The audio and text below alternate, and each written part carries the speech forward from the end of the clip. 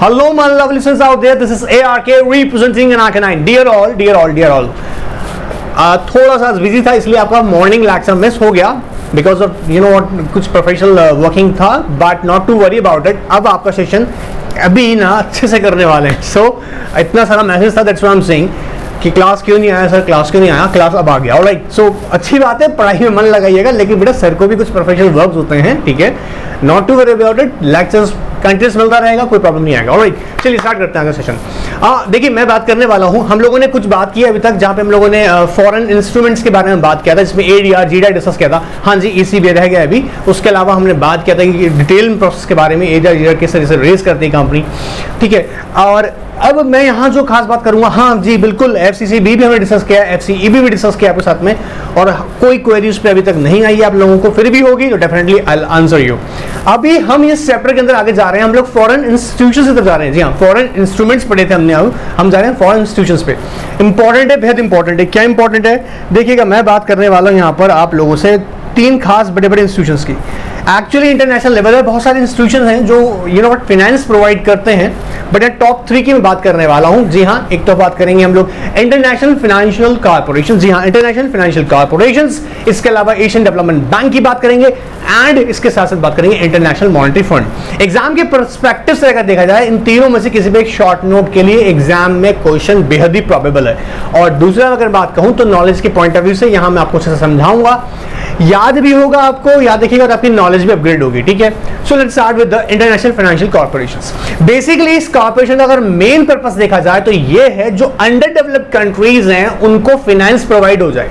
बात समझना क्या कह रहा हूं, इसका मेन पर्पस क्या है, जो अंडर डेवलप्ड कंट्रीज हैं. और अंडर डेवलप्ड कंट्रीज सर, हाँ जी, जैसे फॉर एग्जांपल श्रीलंका, बांग्लादेश जैसी कंट्रीज में जिनका नाम ले रहा हूं यहां पर, ठीक है.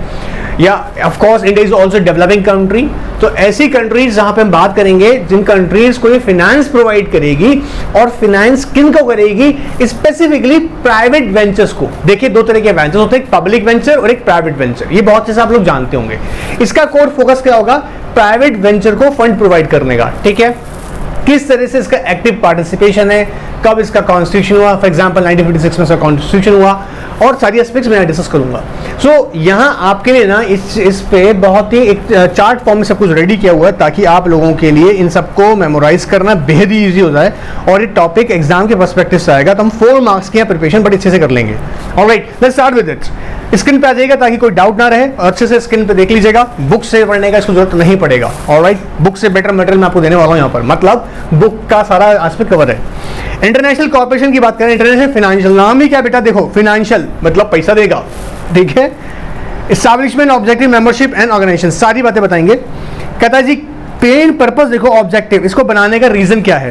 कहता है एक्सेलरेट, ध्यान से मेरे बच्चों, accelerate economic development of developing countries, ये वर्ड को हाईलाइट करना है. Exclusively by financing private sector projects in the countries, in the under developed countries, ठीक है. मेरी बात को ध्यान सुनना, क्या कर रहा है, कीवर्ड पकड़ो यहां से. ये कर रहा है accelerate economic development. Economic development के लिए क्या करेगा, फाइनेंस प्रोवाइड करेगा उन कंट्रीज में. किन को करेगा, प्राइवेट वेंचर्स के प्रोजेक्ट्स पे.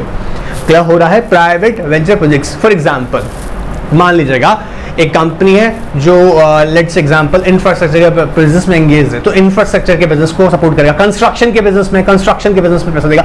लेकिन किसको दे रहा है, ये जो स्पेसिफिकली कौन सी है, प्राइवेट सेक्टर के अंदर, ठीक है, प्राइवेट वेंचर से हम बोल रहे हैं. ऑर्गेनाइजेशन कहता है similar to IDRD and IDA. Sir ये क्या है, बताने वाला हूं.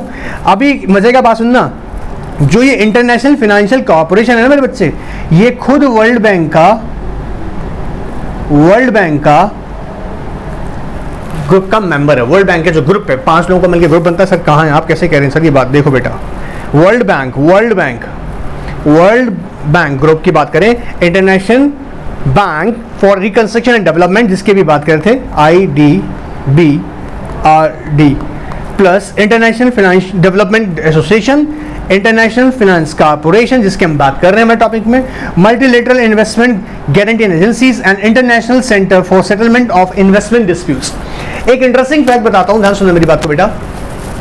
यहाँ हम जब बोल रहे हैं वर्ल्ड बैंक का ग्रुप, सो इनिशियली ना वो इसके अंडर में आता था, international finance service corporation, international finance corporation initially इसके अंडर में आते थे वर्ल्ड बैंक के। अब इसकी खुद की एक ऑटोनॉमी है, मतलब ये अपने रूल्स रेगुलेशंस के थ्रू वर्क करता है, ठीक है। बट मैं ये नहीं कह रहा हूँ कि इसके ग्रुप में नहीं है, वर्ल्ड बैंक के ग्रुप में अभी भी ऑफकोर्स IFSC याद रखिएगा, इंटरनेशनल फाइनेंस कॉर्पोरेशन अभी भी कवर किया जाता है। सो अगर हम इसके कुछ की वर्ड्स की तरफ देखें, की इंफॉर्मेशन देखें, तो यहाँ पर पहले मैं बताता हूँ, यहाँ जो कंट्रीज हैं इसकी, जो मेंबर कंट्रीज हैं बेटा, वो जनरली मैं आपको बताता हूँ। देखो यहाँ पर हम लोग अगर बात करें 184 हैं, अभी लगभग 184 जो है इसकी मेंबर कंट्रीज हैं, इसे हम मेंबर बोल सकते हैं। और मेंबर कौन है? वो कंट्रीज हैं, ठीक है, कंट्रीज हैं। मेंबर कौन है? कंट्रीज हैं, जिसमें हमारी इंडिया भी है। अभी सब बता रहा हूँ, ध्यान सुनना, इंडिया, जर्मनी, यूके, ऑलराइट, बहुत सारी कंट्रीज है, बताएंगे। अब ये जो कंट्रीज है ना बेटा, इनको क्या करेंगे, ये इसके फंड में शेयर पे इन्वेस्ट करेंगे in form of shares. Share का क्यों? ताकि वोटिंग राइट्स मिलेंगे उनको। डिसीजन कैसे ले जाएगा भाई? इंटरनेशनल फाइनेंस कॉर्पोरेशन को अगर डिसीजन लेना है तो कैसे करेगा? वोटिंग के थ्रू। वोटिंग कैसे होगा? शेयर के थ्रू पार्टिसिपेशन। सर कैसे? देखिएगा, इधर आइएगा, ध्यान से देखना। IFC is a member of world bank group. Its shareholders 175 countries, but now it's 106 around 86 और 87 है, ठीक है। अगर हम बात करें इधर तो देखिए, United states 24.51%, Japan 6%, Germany, France, United kingdom and other countries. In countries ने क्या कर रखा है? इंटरनेशनल फाइनेंशियल कॉर्पोरेशन के अंदर शेयर्स होल्डर हैं, शेयर्स होल्डर्स हैं, एंड ये इनकी शेयर होल्डिंग्स है। क्लियर है एकदम मेरे बच्चों? अदर कंट्रीज के जब भी डिसीजन लेते हैं तो कैसे करेंगे? वोटिंग के थ्रू। वोटिंग राइट्स अपना एक्सेस करेंगे, उसके मेजॉरिटी जो वोट्स होगा ऑफ कोर्स उसी के अकॉर्डिंग वो डिसीजन उनका फाइनलाइज होगा। सर क्या मेन पर्पस है? मैंने जैसे बताया, इसके आने का खास पर्पस सुनना क्या है मेरे बच्चों। कहता है देखो, IFC promotes the growth of productive private enterprises. देखो कीवर्ड है, हेल्प करना, promote productive private enterprises in its member Nations, particularly in the underdeveloped areas। अब अगर कीवर्ड्स बार बार निकालने की कोशिश आपसे कह रहा हूं तो क्या कह रहा हूं, ध्यान से सुनो मेरे बच्चों। किसको प्रमोट करेगा? ये प्राइवेट सेक्टर के लिए हेल्प करेगा, प्राइवेट सेक्टर को, ठीक है। प्राइवेट सेक्टर तो सब जगह मिल जाएगा, डेवलप कंट्रीज में मिलेगा। ये कह रहा है अंडर डेवलप कंट्रीज के लिए, अंडर डेवलप कंट्रीज के लिए, ठीक है, उन पे फोकस करेगा, अंडर डेवलप कंट्रीज के ऊपर, ठीक है। ऑलराइट सर, क्या प्रोवाइड कर रहे हैं इनको? फिनेंशियल हेल्प कर रहा है। क्लियर हो रहा है मेरे बच्चों? इसके साथ साथ ये एडवाइजरी भी देता है, एडवाइजरी फंक्शन भी करता है। मैं आपको बताता हूँ, अभी 2021 in the month of July 2021 की बात है, इसने इंटरनेशनल फाइनेंस कॉर्पोरेशन ने इंडिया के 7th लार्जेस्ट बैंक, जी हाँ, शेड्यूल बैंक्स, इनको ये एडवाइस किया कि आप जो कोल फाइनेंसिंग कर रहे हैं, मतलब कोल इंडस्ट्रीज को जो फाइनेंस प्रोवाइड कर रहे हैं, आप ये ना करें, क्योंकि ये आपका जो फाइनेंस आपने प्रोवाइड किया है वो लोन ऑलमोस्ट डूब जाएगा, यहाँ से रिकवरी आपको नहीं होगी। एंड इन रियलिटी आप जाके चेक कर लीजिएगा डेटा 2021 का जुलाई का, कोल इंडस्ट्री में बहुत ज़बरदस्त क्राइसिस आया था बाद में। एंड इसकी जो एडवाइजरी थी वो ये फंक्शन थी कि वो 7 लार्जेस्ट बैंकों के आप अपना पैसा बचाएं, आप जो इनको फाइनेंसिंग कर रहे हैं कोल इंडस्ट्रीज को, ये कहीं ना कहीं डूबेगा पैसा, और हुआ भी बाद में ऐसा, ठीक है। मतलब कहना ही नहीं था, एडवाइजरी थी और एडवाइजरी बाद में सच भी हुई। सच का मतलब क्योंकि इसने एनालिसिस की हुई थी, तो ये एडवाइजरी फंक्शन भी करता है इंटरनेशनल लेवल पे। क्लियर हो रहा है बड़े बच्चों? क्लियर हो रहा है? आओ देखें और देखते हैं। तो क्या कर रहा है बेटा? Growth of productive private enterprises in its members Nations, particularly in the अंडरडेवलप्ड areas. Establishment हुआ जुलाई 1956 को, इन 84 कंट्रीज मेंबर्स हैं। वॉशिंगटन डीसी इसका हेडक्वार्टर है, यूनाइटेड स्टेट्स।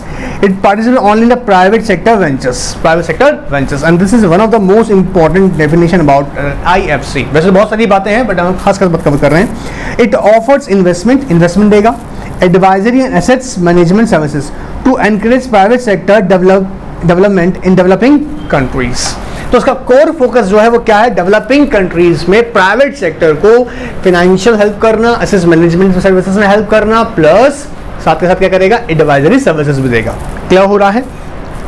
अच्छा, ये हमने देखा क्या, जो इसकी जो वर्ल्ड बैंक का ग्रुप है, वर्ल्ड बैंक ग्रुप का ये मेंबर है, और IFSC के साथ में कई सारी जो है हमारी कंट्रीज, ऑफ कोर्स जैसे हमने देखा यूनाइटेड स्टेट, जर्मनी, जापान, ये सब लोग इसका क्या है, मेंबर है। वर्ल्ड बैंक की हम बात की थी, जैसे इसका ऑफ कोर्स वर्ल्ड बैंक का मेंबर है। अभी तो छोटे छोटे तुमको एग्जाम में याद करके आना, पॉइंट लिख के आना है। सर कैसे लिखेंगे इतना कुछ, बहुत सिंपल सी तरीके तोड़ा हुआ है, ब्रेक कर करके लिखा हुआ है, इसलिए तुमको समझा रहे हैं, ठीक है। क्या मेन पर्पस है वो समझ में आया। एक सिंपल से देखो यहाँ पर अगर ध्यान दोगे तो ये बात पकड़ में आएगा तो पूरा खेल खत्म हो जाएगा। It offers investment, advisory and assessment services. किसको देगा बेटा, टू इनक्रीज प्राइवेट सेक्टर, किस लिए, फॉर डेवलपमेंट इन कौन सी कंट्रीज में, डेवलपिंग कंट्रीज के अंदर, उन्हीं को तो जरूरत है पैसे का, ठीक है।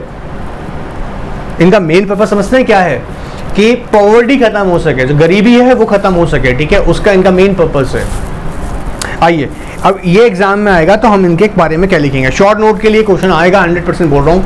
इससे आ सकता है एशियन डेवलपमेंट बैंक के बारे में आ सकता है, या फिर इंटरनेशनल मॉनेटरी फंड पे आ सकता है।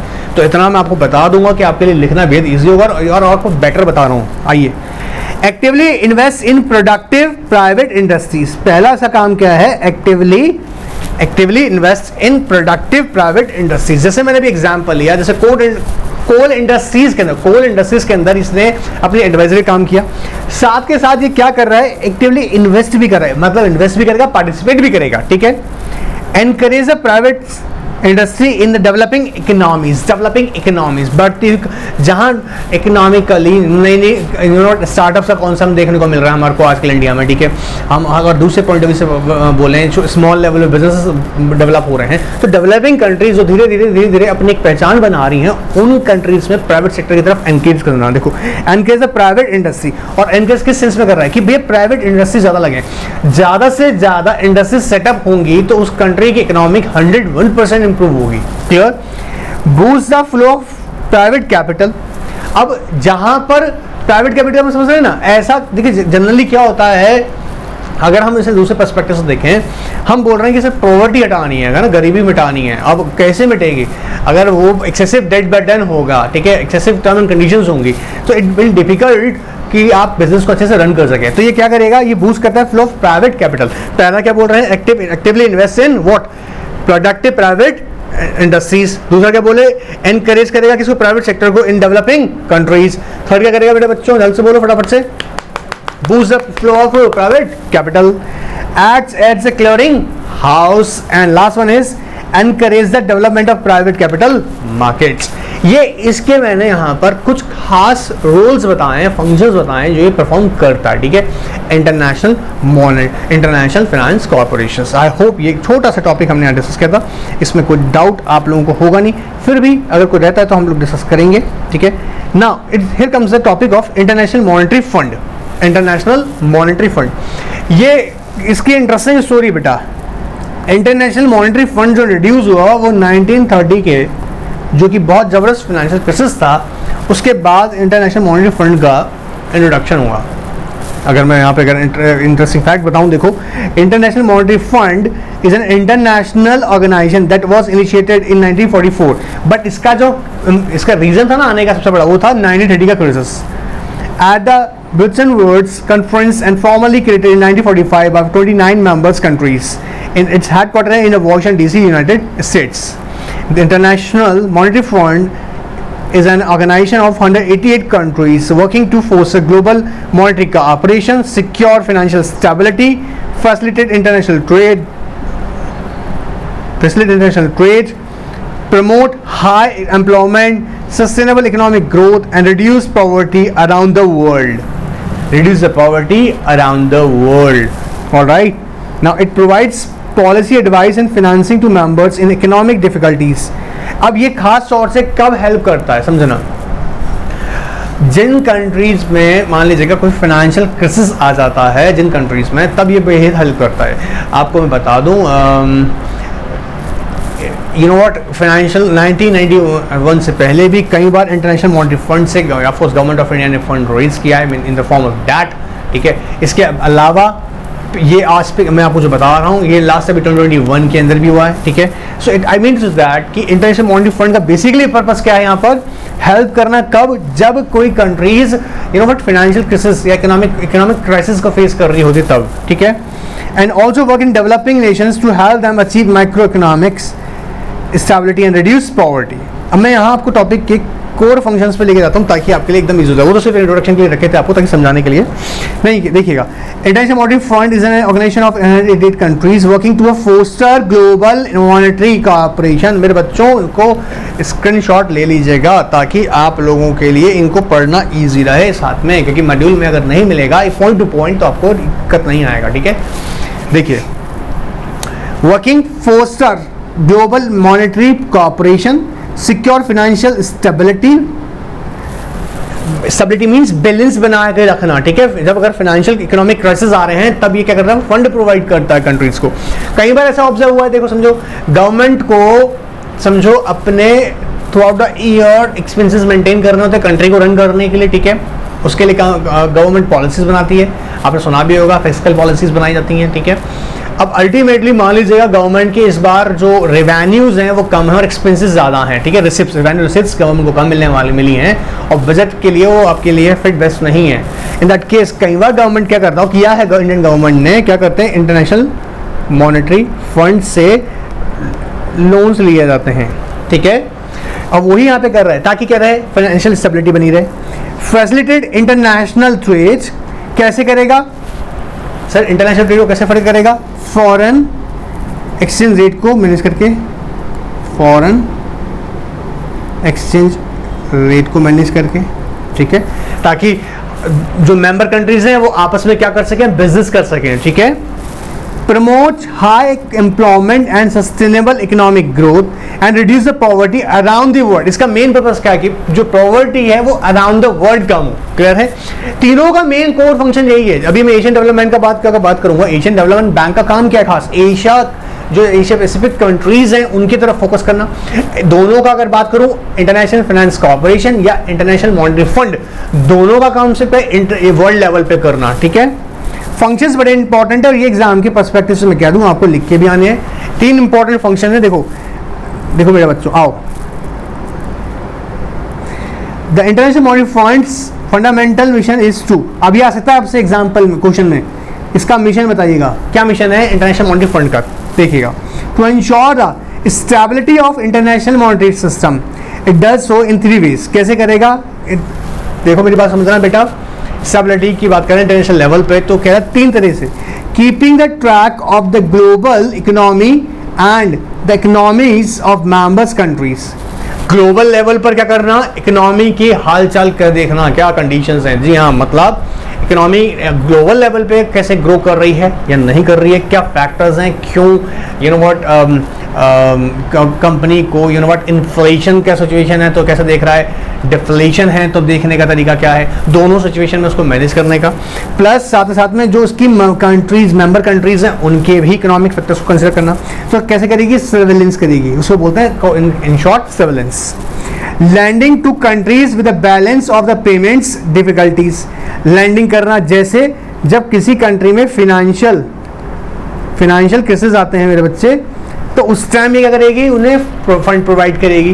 क्या हो रहा है, पाकिस्तान को किए थे बेल आउट, ठीक है। And giving practical help to the members, technical assistance provide करना कंट्रीज को रिगार्डिंग व्हाट, कि किस तरीके की, देखो अब क्या होता है ना बिजनेस में जब हम बात कर रहे हैं कि टेक्निकल असिस्टेंस, तो कई बार क्या होता है कि किस तरीके की, जैसे फॉर एग्जांपल इकोनॉमिक लेवल पे हम बात कर रहे हैं, नए इंस्ट्रूमेंट्स इशू किए जाएंगे, ठीक है, या किस तरीके से फंड रेज किया जा रहा है कि नई कंपनीज जो हैं या कंट्रीज में बात करूं, जिन कंट्रीज के अंदर जो सेक्टर्स हैं, जो डेवलपिंग सेक्टर्स हैं, वहां पर किस तरीके की स्ट्रैटेजी अप्लाई की जाए, या किस तरीके की फाइनेंशियल या इकोनॉमिकल स्ट्रैटेजीज अप्लाई की जाए ताकि वहां से ज़्यादा क्या हो सके, एम्प्लॉयमेंट जनरेट हो सके, ज़्यादा वो प्रोडक्टिव हो सके सेक्टर, ठीक है।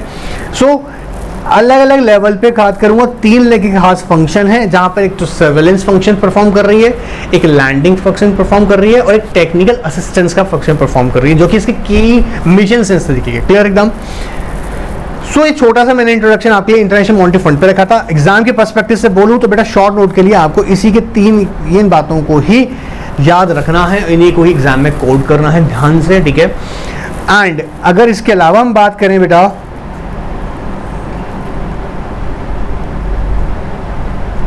एशियन डेवलपमेंट बैंक का, तो यहाँ हम ध्यान से एक बात और देखते हैं, आइएगा। एशियन नाम से ही कंफर्म हो रहा है कि भाई ये एशिया और एशिया पैसिफिक कंट्रीज के लिए स्पेसिफिकली बैंक क्रिएट किया गया है। अगर मैं बात करूं, यहाँ 1960 में ये हुआ था, एक्चुअली डेट था 22 अगस्त 1960 में याद रखेगा, इसको इस्टेब्लिश किया गया था एशियन डेवलपमेंट बैंक को, ठीक है। एंड इसका भी मेन फंक्शन क्या था, जो कंट्रीज याद रखेगा पॉवर्टी की सिचुएशंस में है, अच्छा ये ना सोशल वेलफेयर में भी, इकोनॉमिकल डेवलपमेंट की भी बात करेगा। सोशल वेलफेयर का एग्जांपल, ऐसे एग्जांपल बताऊं मैं आपको, वुमेन इक्वालिटी, सॉरी हाँ जेंडर इक्वालिटी, ठीक है, वुमेन एम्पावरमेंट के लिए काम करना, ऑफकोर्स एशियन डेवलपमेंट बैंक इस तरह का वर्क करता है, ठीक है। आओ कराए financial institutions that would Asian in character and foster the economic growth and cooperation, one of the poorest regions in the world. All right. Now, second क्या कहता है, sustaining its efforts to eradicate extreme poverty in the region. eradicate मतलब सस्ते, eradicate मतलब खत्म करना, जो बहुत ज्यादा जिन कंट्रीज में पॉवर्टी, बहुत ज्यादा गरीबी है, उन्हें खत्म करना। सो तीनों का काम का गरीबी खत्म करना, ऑफ कोर्स यार मेन पर्पस क्या है यहाँ पर, कि ताकि डेवलप, देखो इंटरनेशनल फाइनेंस कॉर्पोरेशन देखते हो डेवलपिंग कंट्रीज की तरफ फोकस कर रहा है, प्राइवेट सेक्टर्स को फंड प्रोवाइड कर रहा है वहाँ पे, ठीक है। हम इंटरनेशनल मॉनेटरी फंड की बात करें, वो वर्ल्ड लेवल पे काम कर रहा है, वो गवर्नमेंट्स को भी हेल्प कर रहा है, ठीक है, स्पेशली गवर्नमेंट्स के लिए वहाँ पे हेल्प करेगा, ठीक है, ताकि वो कंट्रीज डेवलप हो सकें, ठीक है। अगर हम एशियन डेवलपमेंट बैंक्स की बात करें, तो ऑल ओवर देख रहा है कौन कौन सी कंट्रीज, जो एशिया पैसिफिक कंट्रीज हैं। तो क्या इसका मेन पर्पस क्या है, पॉवर्टी खत्म करना। अब कैसे करेगा, लोन प्रोवाइड करेगा, देखो लोन प्रोवाइड करेगा अपने मेंबर्स को, टेक्निकल असिस्टेंस देगा, plus growth and equity investments help करेगा, and to promote social economic development. अब सोशल की बात करें, जैसे मैंने कहा वुमेन डेवलपमेंट्स की,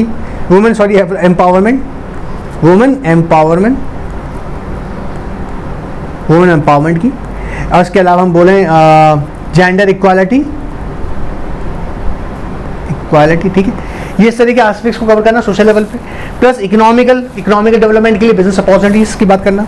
आपको मैं एक इंटरेस्टिंग फैक्ट बताता हूँ, एशियन डेवलपमेंट बैंक ने ना कोविड-19 के दौरान इंडिया को 1.5 बिलियन डॉलर्स का हेल्प किया था, पता आपको, फ्री में नहीं दिए, लोन दिए, ठीक है, लोन दिया था इंडिया को। जब इंडिया कोविड-19 के दौर से बेहद बुरी तरह से, इंडिया का सब जगह थे, लेकिन इंडिया को उस टाइम जब फंड की जरूरत थी, तो एशियन डेवलपमेंट बैंक ने 1.5 बिलियन डॉलर्स का पैसा दिया है। ये एक बड़ा डेटा है, ठीक है ना। अगर हम बात करें, इस compose of 68 members, 60 member countries हैं इसकी, 49 जो है इसके रखेगा from the Asia and rest of the 19 from Pacific region से हैं। 3 इसके खास फंक्शन है, ध्यान से देखें, सेम पैराग्राफ रिपीट कर रहा है, इससे ज़्यादा उसको मैं डिवाइड नहीं कर रहा हूँ, रीड कर रहा हूँ। Development is partnership with the member governments, independent specialist and other financial institutions, is focus on developing projects in developing members countries that creates economics and development impacts. अब कैसे करेगा, multilateral development finance institutions provides what, loan facility, technical assistance and grants. जी हाँ, अच्छा ये grants भी provide करता है, और ये अच्छा खुद भी डोनेशन भी रिसीव करता है, एशियन डेवलपमेंट डोनेशन भी रिसीव करता है अलग गवर्नमेंट जो उसके मेंबर कंट्रीज हैं उनसे, ठीक है, और ये खुद भी ग्रांट्स भी प्रोवाइड करते हैं सेक्टर्स को। किस लिए कहते हैं, facilitating the policy dialogues, providing advisory services. अभी एडवाइजरी सर्विसेज का भी बात करें, यहाँ पे जो एग्जांपल दे रहा हूँ यही बताने की कोशिश कर रहा हूँ कि सेक्टर्स को एडवाइस करेगा, गवर्नमेंट्स को एडवाइस करेगा, ठीक है, उन पर्टिकुलर कंट्रीज के, and mobilizing the financial resources through the co-financing operations that tap official, commercial and export credit sources। Exam के पर्सपेक्टिव से मैं यहाँ पर सिर्फ आपको अभी यहाँ पर देखिए छोटी सी नॉलेज के साथ मैंने बात की, वो रीड कराया है। हमारे एग्जाम के पर्सपेक्टिव से इसकी रिक्वायरमेंट बहुत डिटेल में नहीं है, अदरवाइज उनके सारे पारे में पढ़ने के लिए बहुत कुछ है, ठीक है। सिर्फ एक शॉर्ट नोट के पर्सपेक्टिव से मैं आपको बता रहा हूँ कि एग्जाम में क्वेश्चन डेवलप हो सकता है। That's why I am saying कि आप सिर्फ इसको इतना समझें, लेकिन इसके अलावा भी अगर आपको क्वेश्चन जानने इसके बारे में ज़्यादा डिटेल में जानना है तो ऑफकोर्स NRK9 के व्हाट्सएप पे आप पूछेगा या किसी वीडियो कमेंट बॉक्स में पूछेगा, मैं आगे और डिटेल में जाऊँगा, ठीक है। अभी तो सिर्फ यहाँ इतना ही रखा हम लोगों ने ताकि वो हमारे एकेडमिक पर्पस को पूरा करे। ऑलराइट, चलिए नेक्स्ट सेशन के लिए तैयार हो जाएगा, तब तक के लिए गुड बाय।